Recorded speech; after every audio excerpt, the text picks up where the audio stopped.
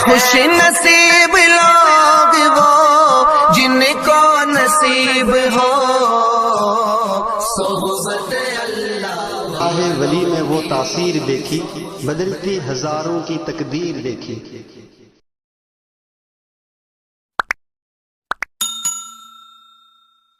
اعوذ باللہ من الشیطان الرجیم، بسم اللہ الرحمن الرحیم،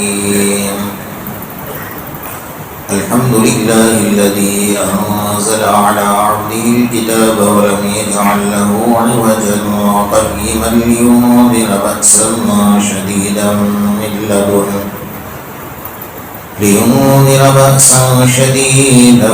من لدنه ويبشر المؤمنين الذين يعملون الصالحات أن لهم أجرا حسنا ماكثين فيه أبدا وينذر الذين قالوا اتخذ الله ولدا ما لهم به من علم ولا لآبائهم كبرت كلمة تخرج من أفواههم إن يقولون إلا كذبا فلعلك باخع نفسك على آثارهم إن لم يؤمنوا بهذا الحديث أسفا إنا جعلنا ما على الأرض زينة لها لنبلوهم أيهم أحسن عملا وإنا لجاعلون ما عليها صعيدا جرزا أم حسبت أن أصحاب الكهف والرقيم كانوا من آياتنا عجبا إذ أوى الفتية إلى الكهف فقالوا ربنا آتنا من لدنك رحمة وهيئ لنا من أمرنا رشدا صدق اللہ مولانا العظیم۔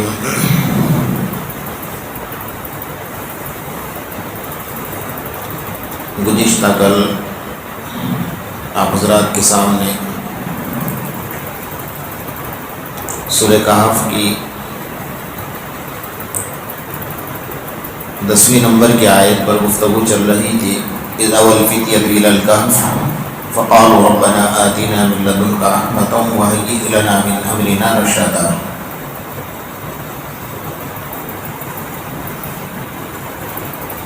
کہ وہ چند نوجوان اس غار کی طرف آئے اور اللہ تبارک و تعالیٰ سے انہوں نے مدد مانگی، اللہ سے رحمت مانگی۔ نوجوانوں پر ہماری گفتگو چل رہی تھی، چونکہ اصحاب کہف سب کے سب نوجوان تھے جو اپنا ایمان بچا کر نکلے تھے۔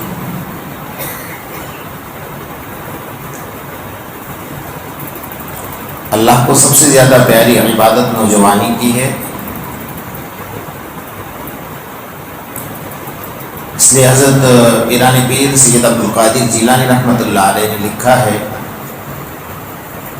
کہ جو نوجوان 17 سال سے لے کر 27 سال تک اپنی نوجوانی کی مکمل حفاظت کریں، گناہ کبیرہ نہ کرے، اپنی زبان کا فحش اور غلط استعمال نہ کرے، یہ 10 سال یعنی 17 سے لے کر 27 سال تک، یہ 10 سال اگر اس نے اپنے نوجوانی کی مکمل حفاظت کی اور اسلام کے ڈھانچے میں رہ کر اس نے اپنی زندگی گزاری، حضرت پیران پیر سید عبدالقادر جیلانی رحمۃ اللہ علیہ فرماتے ہیں میں اللہ کی عزت کی قسم کھا کر کہتا ہوں کہ یہ نوجوان کا جنازہ جائے گا تو اللہ کا ولی بن کر جائے گا، کیونکہ یہ دور جو ہے اس کے بگڑنے کا ہے اور سدھرنے کا بھی ہے۔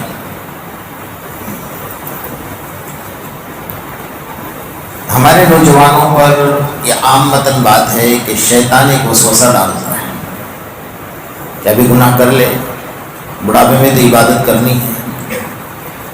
عبادت اللہ کے توفیق کے بغیر نہیں ہو سکتی، اتنا سمجھنا ہے۔ کہیں ایسا نہ ہو جائے کہ ہم بڑھاپے کا انتظام کرنے میں نوجوانی میں اللہ پاک ہمیں اٹھا لیں، بغیر توبہ کے اٹھا لیں. اس لیے اس امید کے اوپر کہ ہم توبہ بھی کریں گے اور ہمارا بڑھاپا بھی آئے گا اور اللہ سے معافی مانگ لیں گے, ابھی جو کرنا ہے کر لیں گے, یہ بڑی خطرے کی گھڑی. دوسرا, شیطان یہ دماغ پر وسوسہ ڈالتا ہے کہ اب تو نے گناہ کر لیا, اللہ تجھ سے تھوڑی راضی رہے گا. ایک بہت بڑا خطرناک فتنہ ہے شیطان کا کہ اب تجھ سے غلطیاں اتنی ساری ہو گئی ہے تب اللہ تجھے معاف نہیں کرے گا. اسے قرآن پر نظر ڈالنی چاہیے. قل یا عبادی الذین اسرفوا علی انفسہم لا تقنطوا من رحمت اللہ. اللہ تعالیٰ نے آقا نامدار محمد رسول اللہ صلی اللہ علیہ وسلم کو خطاب فرمایا, امت کو بتایا, قل یا عبادی الذین اسرفوا, اے میرے حبیب ان بندوں سے کہہ دو. یا اللہ نے یہ نہیں کہا بے نمازیوں سے کہہ دو, شراب پینے والوں سے کہہ دو, زنا کرنے والوں سے کہہ دو, جوا کھیلنے والوں سے کہہ دو. کہنا چاہے تو اللہ صاف الفاظ میں فرما سکتے تھے, خطاب انہی لوگوں سے, لیکن اللہ نے سب سے پہلے ایک اتنا پیارا جملہ استعمال کیا ہے کہ حضرت امام غزالی رحمۃ اللہ علیہ اس آیت کے نیچے یہ لکھ رہے ہیں کہ اللہ یہ فرمایا, قل یا عبادی, میرے بندے. بیٹا جب باپ کی نافرمانی کرتا ہے تو باپ کبھی کبھی غصے کے اندر کہتا ہے نکل جا تو گھر سے, آج سے تیرا میرا کوئی رشتہ نہیں ہے.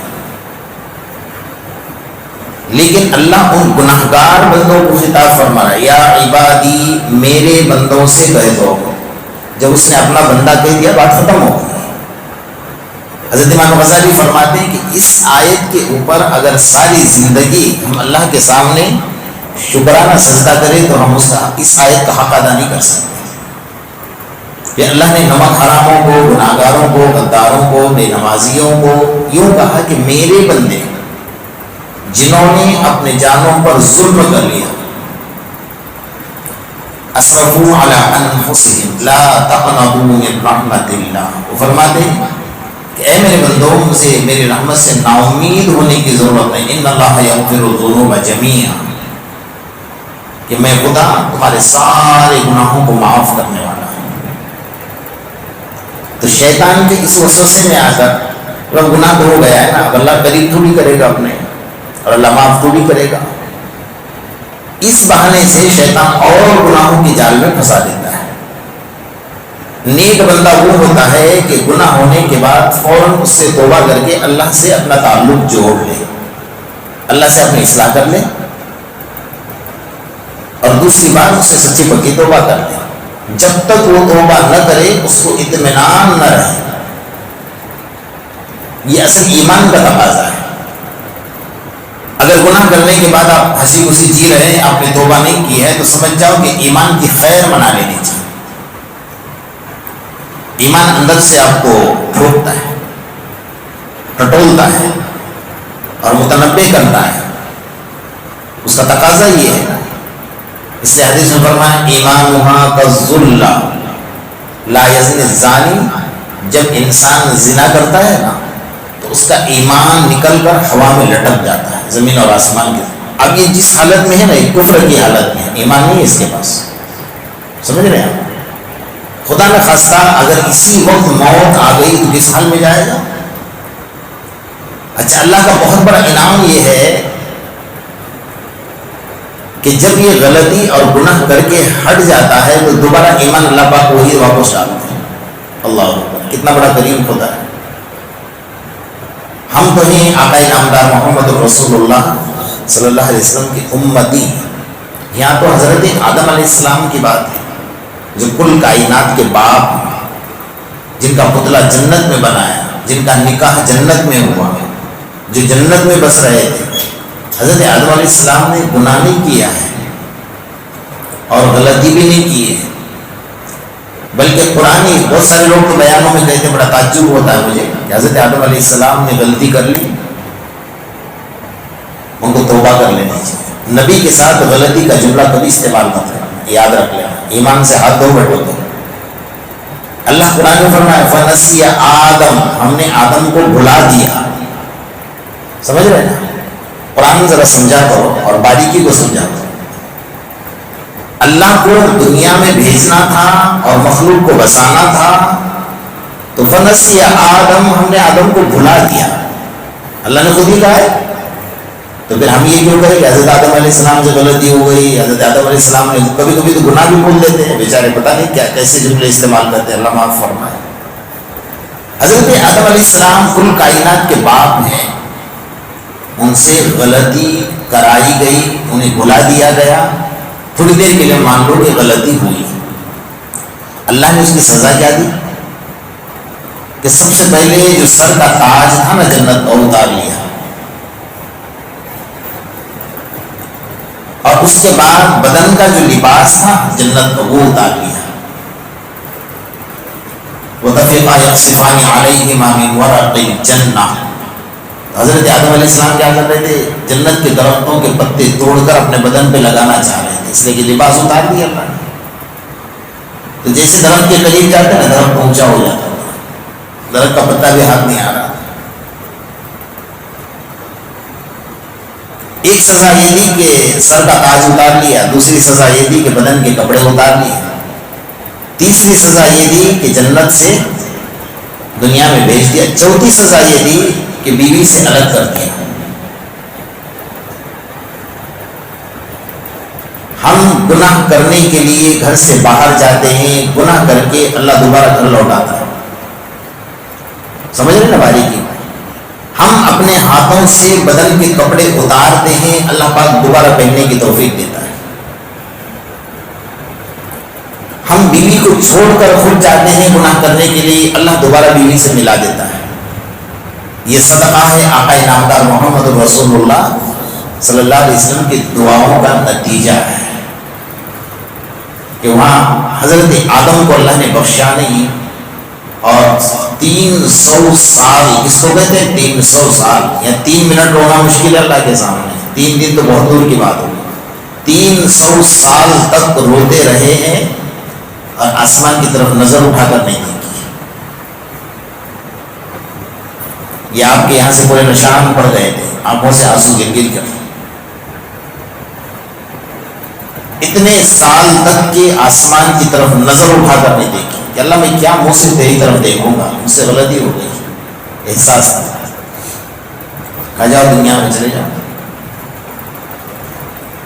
بیوی کو الگ جگہ پر اتارا، ماں ہوا کو حضرت آدم علیہ السلام کو الگ جگہ پر اتارا، اور عرفات کے میدان میں دونوں کی ملاقات ہوئی برسہا برس کے بعد.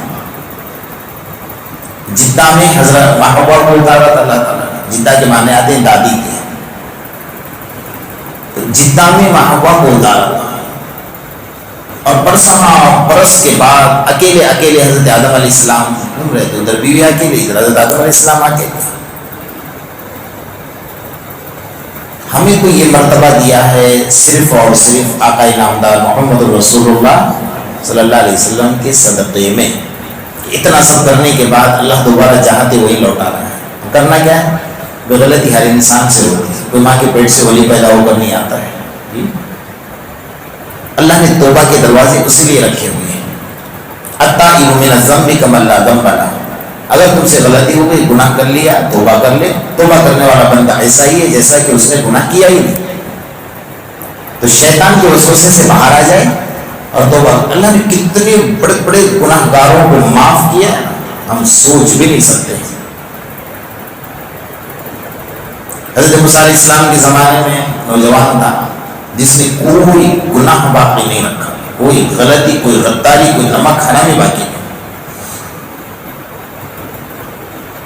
سب سے پہلے بیوی نے گھر سے باہر نکالا، چل نکل گھر سے باہر. 24 گھنٹے شراب میں لت پت رہتا، نہ تجھے بیوی کی پڑی ہے نہ بچوں کی پڑی ہے. تیرا سورج نکلتا ہے تو گناہوں سے، تیرا سورج غروب ہوتا ہے تو گناہوں سے. گھر سے نکال دیا، بستی والوں نے بھی بستی سے باہر نکال دیا. چل بستی سے باہر نکل، تیری وجہ سے کہ اللہ کا عذاب ہم پر نہ آ جائے.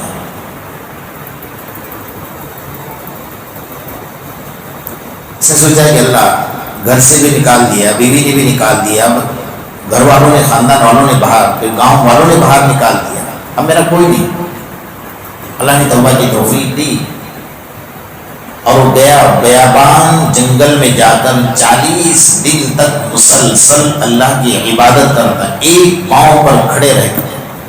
اللہ گناہوں کی لذتیں تو بہت حاصل کی کہ اب مجھے عبادت کی لذت بھی حاصل کرنی ہے، ان گناہ کو معاف بھی کرنا ہے، معاف بھی کروانا ہے. اس نے ایسی توبہ کی نا اللہ کے سامنے کہ اللہ تم سے ناراض ہو گیا، میرے گناہوں نے تجھے تکلیف دی، میں نے زمین کے ذرات سے بڑھ کر گناہ کیا، آسمان کے تاروں سے بڑھ کر گناہ کیے، درختوں کے پتوں سے بڑھ کر کیے، سمندر کے قطرات سے بڑھ کر کیے، لیکن اللہ تیری رحمت سے اور تیری ذات سے بڑھ کر نہیں کیا. کہ مجھے گھر والوں نے باہر نکال دیا، بستی والوں نے باہر نکال دیا، تیرے سوا میرا کوئی سہارا نہیں. روتا ہے، گڑ گڑاتا ہے، عاجزی کرتا ہے، اللہ سے مانگتا ہے. 40 دن کے بعد اللہ تبارک و تعالیٰ نے حضرت موسیٰ علیہ السلام پر وحی نازل فرمائی. اب یہ روتا رہا، دعائیں کرتا رہا، اور اللہ سے اس نے ایک جملہ یہ استعمال کیا کہ اللہ اگر تجھے تیری رحمت اتنی کم ہے اور میرے گناہ تیری رحمت سے زیادہ ہیں. الفاظ پر غور کیجیے، کبھی کبھی اللہ ایک لفظ کو پکڑ لیتا ہے، اس ادا کو اللہ کو ادا پسند آ جاتا ہے. اللہ میرے گناہ اتنے زیادہ ہیں کہ تیری رحمت سے بھی زیادہ ہیں. اللہ کیا میرے لیے تیرے توبہ کے دروازے بند ہو گئے؟ اگر ایسی بات ہے کہ میرے گناہ تیری رحمت سے زیادہ ہیں اور میرے لیے توبہ کے دروازے بند ہو گئے اور میری گناہوں کی وجہ سے تجھے تکلیف ہوئی، ایک درخواست میرے قبول فرما لے. اگر تجھے معاف نہیں کرنا ہے تو ایک درخواست میرے قبول کر لے. حضرت آدم سے لے کر آج تک، آج کے بعد قیامت تک جتنے گناہ گار ہیں اور جس کو تو جہنم میں ڈالنے والا ہے، ان سب کی گناہ کو جمع کر مجھ پر ڈال دے، سب کو جنت میں داخل کر مجھے جہنم میں ڈال دے. اللہ نے کہا اچھا تو مجھ سے بڑا سخی بننا چاہتا ہے کیا؟ میری رحمت اتنی کم ہے؟ اب یہ کہتا رہا، روتا رہا، اب چیخ مار کر اللہ کو پیارا ہو گیا، روح نکل گئی. حضرت موسیٰ علیہ السلام کے پاس جبرائیل آئے، کہا اللہ نے سلام عرض کیا اور اللہ نے یہ کہا ہے کہ فلاں فلاں جنگل میں میرا ایک دوست ہے، اس کا جنازہ پڑا ہے، موسیٰ تمہیں اپنے ہاتھوں سے غسل دینا ہے، تمہیں اپنے ہاتھوں سے کفن پہنانا ہے اور تمہیں اس کی نماز جنازہ پڑھانی ہے. لیکن ساتھ میں بہت بڑا پیغام اللہ نے یہ دیا کہ یہ بھی کہا کہ جو بندہ اس کی نماز جنازہ میں شریک ہوگا میں اس کے بھی گناہ کو معاف کر دوں گا. اللہ اکبر، کتنی بڑی بات ہے اللہ. تو بہت اچھی بات ہے کہ ایک نماز پڑھ لو جنازے کی اور معافی کا اعلان لے لو اللہ کی طرف سے. حضرت موسیٰ علیہ السلام کہ اللہ کون سا ایسا بندہ ہے کہ جس کی جنازے کی نماز میں شریک ہو کر ہی اس کے سارے گناہ معاف ہو جائے. حضرت موسیٰ علیہ السلام نے اعلان کیا کہ چلو اللہ کا کوئی ولی ہے جس کی نماز جنازہ پڑھنے میں جو آئے گا اللہ اس کے بھی گناہ کو معاف فرما دے گا. تو اتنا بڑا ہجوم لگ گیا ہے، چھلانگ لگا کر جنت میں کودنا ہے تو کون نہیں جائے گا بھائی اتنے سستے سودے میں.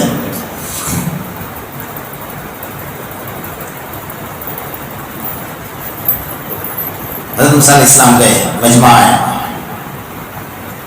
اس کی جب شکل دیکھی نا تو سارے گاؤں والے، سارے بستی والے حضرت موسیٰ علیہ السلام پر بھڑک گئے.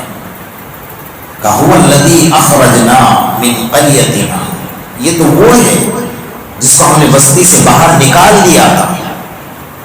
موسیٰ علیہ السلام آپ کیا کر رہے ہیں؟ جس کی بیوی نے اس کو بھگا دیا، سارے گاؤں والوں کے ناک میں دم کر کے رکھا تھا اس نے، اور تو آپ اس کو ایسا بول رہے کہ اس کی نماز پڑھیں گے تو ہمیں بھی معاف کرے گا اللہ. موسیٰ علیہ السلام نے کہ بھائی مجھے کس کا حکم تھا؟ اللہ کا حکم تھا، میں نے اللہ کے حکم سے کہا جو کہا. ہم تھوڑا سوچ سکتے ہیں نا کہ میرا اللہ کتنا پیارا ہے، کتنا کریم ہے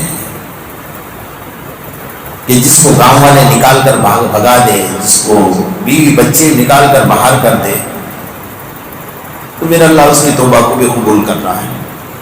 اگر وہ نوجوان یہ سوچتا کہ چلو گھر والوں نے نکال دیا, بستی والوں نے نکال دیا, اب میرے پاس کوئی راستہ نہیں, اب تو کوئی روکنے والا بھی نہیں ہے. گاؤں میں تھا تو لوگ روکتے تھے, گھر میں تھا تو گھر والے روکتے تھے, اب تو کوئی روکنا نہ, اور گناہ کر لو اور مستی کر لو. نہیں, اس نے سارے گناہوں کو سامنے رکھ کر اللہ سے معافی مانگی.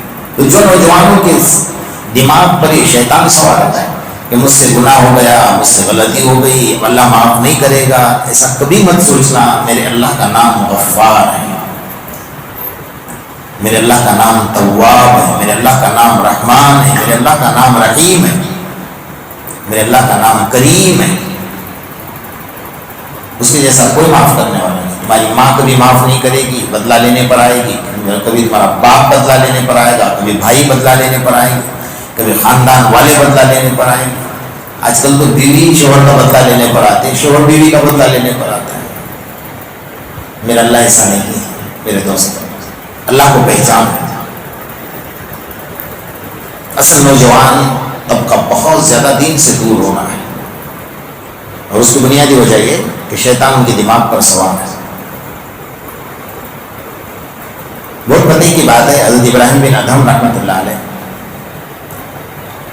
اپنے وقت کے بہت بڑے بزرگ ہیں. پہلے تو وہ بادشاہ تھے, اللہ نے راتوں رات ان کی زندگی پلٹ دی. تو جب اللہ والے بنے نا, ایک نوجوان گیا, سن لینا دھیان سے, بہت پتے کی بات. کہ اللہ والی کام لے کر آیا ہوں, ایک مسئلہ پوچھنے آؤں. کہا کیا؟ کہ ایسا کوئی راستہ بتاؤ کہ گناہ بھی کرو اور جنت میں بھی چلا جاؤ. کام کی بات ہے کیا نہیں کام کی؟ وہ نماز بھی نہیں پڑھو اور جنت میں چلا جاؤ, اپنے مطلب کی بات ہے. تو اللہ والے دھودکار دے نہیں اپنے دربار سے کرنے کا, بیٹھ جائے. کیا کہا؟ دوبارہ گئے. کہ ایسا کوئی راستہ بتاؤ کہ گناہ بھی کر لوں اور سیدھا کہاں چلا جاؤں؟ جنت میں بھی چلا جاؤں. کہ بہت اچھی بات ہے, بیٹھ جا. سامنے بٹھایا. کہ بیٹا ایک بات یاد ہے, کہ زمین کس کی بنائی ہوئی ہے؟ بولو نا, اللہ کی. تو یہ زمین ہے نا, اللہ کی بنائی ہوئی ہے. اللہ کی نافرمانی زمین پر نہیں کر سکتے. ایسی جگہ پر جا کر گناہ کر لے جہاں زمین نہ ہو. اللہ اکبر. کیسے سمجھانے کا طریقہ لاؤ. ہم اللہ کی نافرمانی کریں اور اس کے زمین پر کریں, یہ نہیں ہو سکتا. ایسی جگہ پر جا کر کر لے جہاں اللہ کی زمین نہ ہو. تو دیر سوچتا ہے, یار ایسی کہاں جگہ ہوگی کہ اللہ کی زمین نہیں ہو, وہاں گناہ کیسے کروں گا؟ اچھا نہیں کر سکا. نہیں. اچھا ایسی جگہ پر جا کر گناہ کر لے. چل تو زمین چھوڑ کر نہیں کر سکتا, زمین پکڑ لے. ایسی جگہ پر جا کر گناہ کر لے جہاں تجھے اللہ نہ دیکھتا ہو. اللہ تو ہر جگہ حاضر ہے. جو نوجوان پڑھا لکھا تھا, اس لیے تو اتنا اچھا سوال لے کر آیا تھا. اللہ تو ہر جگہ حاضر ناظر, اللہ تو ہر جگہ دیکھ رہا ہے. تو کون سی ایسی جگہ ہے جہاں اللہ نہ دیکھتا ہوں؟ کہا وہ بھی نہیں کر سکتا. کہا نہیں. کہ ایک کام کر لے. کھانا کون کھلا رہا ہے؟ بولو نا, اللہ. ذرا زور سے بولا, ابھی روزہ نہیں لگے گا, ابھی تو سحری کر کے آیا ہے, تازے ترم ہے نا. کھانا کون کھلا رہا ہے؟ اللہ. پانی کون پلا رہا ہے؟ اللہ. کہ کل سے نا بھوک ہڑتال پر اتر جائے. کھانا بھی نہیں کھانا ہے, پانی بھی نہیں پینا ہے. اللہ کہے کہ تیرا کھاتا بھی نہیں, تیرا پیتا بھی نہیں, اور تیرا مانگتا بھی نہیں. اس کے بعد گناہ کر لے. کہتا ہے کہ اللہ کے بندے, کھانا نہیں کھاؤں گا تو گناہ کرنے کی طاقت کہاں سے آئے گی؟ کہتے ہیں آپ مجھے گول گول گھما رہے ہو, اسے راستہ بتا دو نا کہ میں گناہ بھی کر رہا ہوں, جنت میں بھی چلا جاؤں. نہیں سمجھ میں آتا. کہا نہیں. اچھا چلیے سب چھوڑ دیں, گناہ کرنا ہے نا؟ کہاں کر لے, جتنے کرنا ہے کر لے. جب موت کا فرشتہ آ جائے اس کا خبردار, ہاتھ مت لگانا مجھے, روح مت نکالنا, مجھے اور گناہ کرنا ہے. کہ میں تو بھی کر سکتا ہوں. تو فرشتے کو کون روکنا ہے؟ وہ فرشتہ مجھے نظر تو لے, وہ تو آئے گا اور سیدھا پنجہ گاڑ دے گا. تو پڑھا لکھا نوجوان تھا. اچھا یہ بھی نہیں کر سکتا, فرشتے کو روک نہیں سکا. نہیں. اچھا چل, فرشتہ روح نکال کر لے کر چلا گیا. گناہ کرنا کر لیں. جب قبر میں تجھے رکھا جائے گا تو فرشتے وہاں بھی تو سوال کرنے آئیں گے نا. وہاں بورڈ لگا دینا, نو انٹری کا بورڈ لگا دینا, ممنوع الدخول, عربی میں آپ انگلش میں کہو گے نو انٹری، اس کو عربی میں کہا جائے گا ممنوع الدخول، کہ یہاں داخل ہونا منع ہے. میں تھوڑی کر سکتا ہوں قبر میں، کہاں سے بول ڈول نہیں جاؤں گا لگانے کے لیے، یہ بھی نہیں کر سکتا. نہیں کر. نبی صلی اللہ علیہ نے دیکھا کہ لوہا گرم ہے، ہتھوڑا مار دو. کہتے بیٹا تو زمین چھوڑ کر گناہ نہیں کر سکتا، اللہ کی نظر سے اوجھل ہو کر گناہ نہیں کر سکتا، کھانا پینا چھوڑ کر بھی گناہ نہیں کر سکتا، موت کے فرشتے کو بھی نہیں روک سکتا، قبر کے اندر فرشتوں کو آنے سے بھی نہیں روک سکتا. جب تو کچھ کر ہی نہیں سکتا ہے تو پھر گناہ کیوں کرتا ہے؟ تیری کوئی حیثیت ہی نہیں ہے. جو کام تیرے قدرت میں تیرے اختیار میں ہے وہ تو نہیں کر سکتا تو پھر گناہ کیوں کرتا ہے؟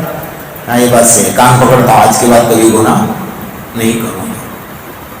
اللہ والے سمجھاتے ہیں تو اللہ والوں کی صحبت میں بیٹھا کرو، علماء کی صحبت میں. تو مسجد کے امام کے پاس آپ جاؤ گے اور یہ کہو گے کہ امام صاحب مجھے کلمہ یاد کرا دو، آپ کو نہ بولے گا کوئی مسجد کا امام؟ ایک مسئلہ مجھے بتا دو، آپ کو نہ بولے گا تو؟ آپ کو مجھے قرآن پڑھنا ہے، آپ کو نہ بولے گا تو خوشی خوشی پڑھائیں گے کہ چلو ٹھیک، نوجوان ہے قرآن پڑھنا چاہتا ہے، وہ کوئی نہیں روکے. نیک لوگوں کے صحبت میں بیٹھے. اولئک الذین انعم اللہ علیہم من النبیین والصدیقین والشہداء والصالحین. اللہ نے جو انعامات رکھے، نبوت، صداقت، شہادت، ولایت، یہ 4 لفظ. آگے فرمایا وحسن اولئک رفیقا، جو ان کے صحبت میں رہا اس کا بھی درجہ وہی ہے جس پر اللہ انعام فرماتا ہے. تو نیک لوگوں کی صحبت میں بیٹھو گے تو گناہوں سے بچو گے، اور بروں کی صحبت میں بیٹھو گے تو گناہ کرو گے. گناہ کی ہوا تو لگے گی. ایک دور ایسا آئے گا، آقا انعامدار محمد رسول اللہ صلی اللہ علیہ وسلم، میری امت پر ایک دور ایسا آئے گا کہ وہ سود کا کاروبار نہیں کرے گا لیکن سود کی ہوا اس کو ضرور لگے گی، اس لیے کہ ایسے صحبت میں بیٹھے گا جا کر تو صحبت کا اثر انسان پر ہوتا ہے. بے نمازی کی صحبت میں بیٹھو گے تو نماز چھوٹ جائے گی. آپ نمازی بھی ہوں گے نا، تو بے نمازی کی صحبت میں بیٹھو گے تو آپ کی نماز بھی چھوٹ جائے گی. اور اب بے نمازی ہیں، نمازی کی صحبت میں بیٹھو، آپ نماز پڑھنے والے بن جاؤ گے. تو کچھ وقت اللہ کے لیے دیا کرو.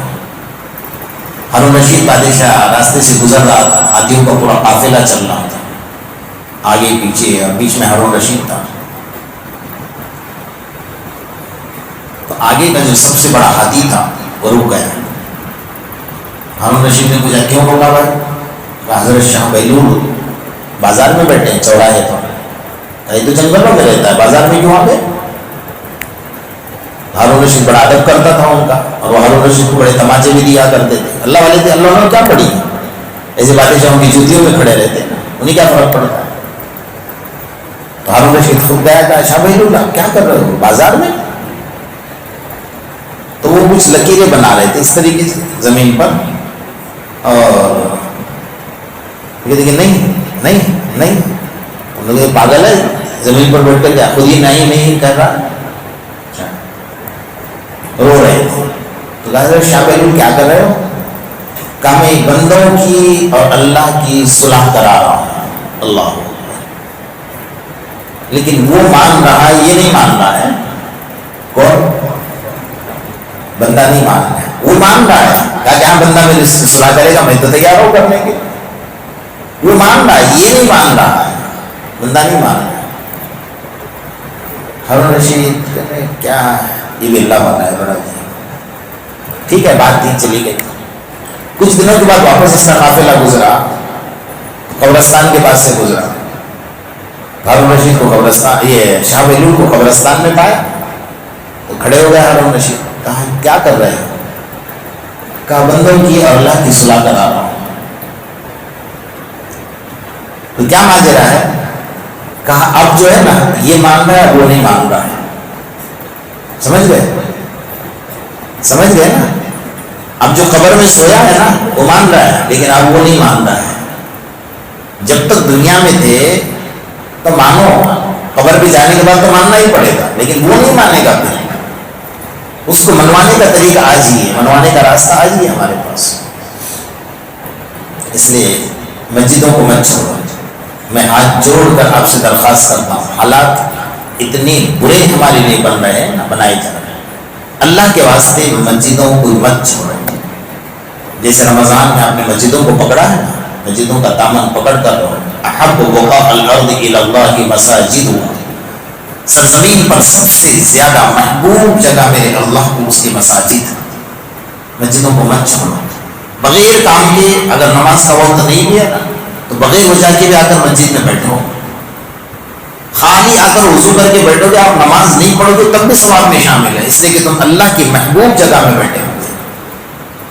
مسجدوں سے اعراض مت کرو، منہ موڑ کر مت جاؤ۔ ابھی اللہ مان رہا ہے تو تم مان جاؤ، وقت آئے گا اللہ نہیں مانے گا، تم ماننے کے بعد کوئی مسئلہ پھر حل ہونے والا نہیں۔ اللہ پاک اس دنیا میں ہمیں اپنے آخرت کی تیاری کی توفیق نصیب فرمائے۔ بسم اللہ الرحمن الرحیم، وَإِلَٰهُكُمْ إِلَٰهٌ وَاحِدٌ لَا إِلَٰهَ إِلَّا هُوَ الرَّحْمَٰنُ الرَّحِيمُ اللهم صل على محمد وعلى ال محمد كما صليت على ابراهيم وعلى ال ابراهيم انك حميد مجيد اللهم ربنا اتنا في الدنيا حسنه وفي الاخره حسنه وقنا عذاب النار وقنا عذاب القبر وقنا عذاب الحشر وقنا عذاب فتنة المسيح۔ اے الہ العالمین، ہم تمام کے صغیرہ اور کبیرہ گناہوں کو معاف فرما۔ اے اللہ، جو گناہ جان بوجھ کر نہ جانے کیے اسے بھی معاف فرما۔ اے اللہ، جو گناہ رات کے اندھیرے یا دن کے اجالے میں کیے اسے بھی معاف فرما۔ اللہ، ہم بڑے گناہ گار ہیں، بڑے سیاہکار، بڑے خطا کار، بڑے قصوروار۔ اللہ تیرے دربار کی قراری مجرم ہے، اللہ ہمارے جرم عظیم کو معاف فرما۔ ہر آنے والی مصیبتوں سے ہماری حفاظت فرما، ہر آنے والے حالات سے ہماری حفاظت فرما۔ اے مولا، برے حالات سے ہماری حفاظت فرما، بری موت سے ہماری حفاظت فرما۔ اے اللہ، اپنی رضامندی والی موت نصیب فرما، ناراضگی والی موت سے ہماری حفاظت فرما۔ دلی جائز تمناؤں کی تکمیل فرما، بے مزدور کو مزدوری عطا فرما، بے کاروبار کو کاروبار عطا فرما، رزق حلال نصیب فرما، حرام روزی سے ہماری اور امت کی مکمل حفاظت فرما، ہمارے دلی جائز تمناؤں کی تکمیل فرما۔ جب تک اس دنیا میں رہے ایمان والی زندگی عطا فرما، موت کے وقت میں کلمے کی دولت سے مالا مال فرما، بغیر کلمے کے، بغیر وصیت کے اور بری موت سے ہماری حفاظت فرما۔ اے اللہ، رمضان مبارک کے روزوں کو قبول فرما، نمازوں کو قبول فرما، زکوٰۃ لینے دینے کو قبول فرما، صدقات لینے دینے کو قبول فرما، تہجد پڑھنے والوں کو قبول فرما، اعتکاف کرنے والوں کو قبول فرما۔ یا اللہ، 2 عشرے ہمارے زندگی سے پانی کی طرح نکل رہے ہیں، یا اللہ آخری عشرہ شروع ہوا ہے، جہنم سے آزادی کا عشرہ ہے۔ مولا، ہم سب کو دنیا آخرت کی تمام کی تمام یا اللہ آفتوں اور بلاؤں سے نجات عطا فرما، یا اللہ جہنم سے آزادی نصیب فرما، رحمت عطا فرما، مغفرت عطا فرما، یا اللہ اپنی رضامندی عطا فرما، اپنے ناراضگی سے ہماری حفاظت فرما۔ ہم سب کی دعاؤں کو محض اپنے فضل و کرم اور آقا انعامدار محمد الرسول اللہ صلی اللہ علیہ وسلم کے صدقے طفیل میں قبول فرما۔ یا رب صلی وسلم دائما ابدا علی حبیبک خیر الخلق کلہم، ربنا تقبل منا انک انت السمیع العلیم وتب علینا یا مولانا انک انت التواب الرحیم۔ سبحان ربک رب العزۃ عما یصفون، سلام علی المرسلین۔